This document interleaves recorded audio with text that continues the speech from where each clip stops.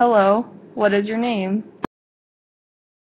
Hello, my name is Franklin Delano Roosevelt, or FDR for short. Can you tell us about yourself? Yes, I was the 32nd president and began my term in 1933. The, the 1930s were a time of great despair. Can you tell me more? I was 47 years old when the stock market collapse occurred during the Great Depression, and Herbert Hoover was in the White House. I remember sitting in my house and thinking how awful this was.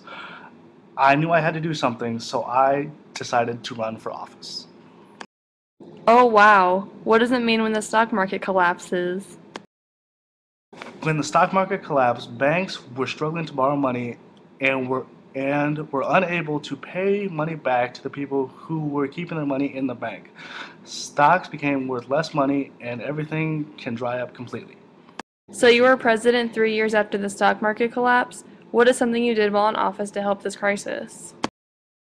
When I became president, my goal was to help this nation get out of the depression and get back onto its feet.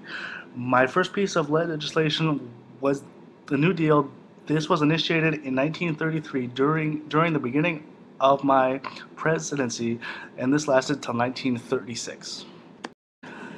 This project helped Americans just like you. The Federal Emergency Relief Administration donated $500 million to help cities and states out of this crisis, and the Civil Works Administration gave money to cities to operate work projects from 1933 until 1934.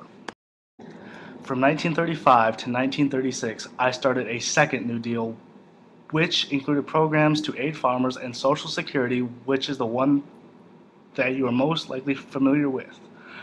I did not make everyone happy with this new legislation, and the Supreme Court declared some of it unconstitutional, and my political opponents were not fans of it as well. Even so, this was a turning point in U.S. history.